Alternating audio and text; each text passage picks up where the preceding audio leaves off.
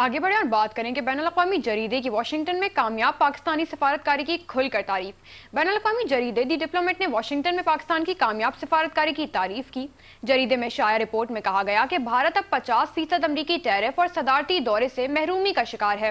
پاک بھارت تنازع پر امریکی ثالثی کے دعوے کو بھارت کے مسترد کرنے کے بعد تعلقات منجمد کیفیت میں داخل ہو گئے۔ جریدے کے مطابق اسی بحران کو پاکستان نے سفارتی موقع میں بدلا۔ پاکستان نے صدر ٹرمپ کے ثالثی کردار کو بھرپور انداز میں سراہا۔ جریدے میں کہا گیا کہ ٹرمپ اور فیلڈ مارشل کے درمیان گفتگو سیکیورٹی سے بڑھ کر تجارت، سرمایہ کاری تک پھیل گئی۔ پاک امریکہ انسداد دہشت گردی تعاون دوبارہ بحال ہو گیا اور پاک امریکہ تعلقات کے پرانے ستون کو نئی زندگی ملی۔ دی ڈپلومیٹ کے مطابق جولائی 2025 میں پاکستان اور امریکہ کے درمیان ٹیرف میں کمی کا تجارتی معاہدہ طے پایا۔ صدر ٹرمپ نے اعلان کیا کہ امریکہ اور پاکستان مل کر بڑے تیل ذخائر کو ترقی دیں گے۔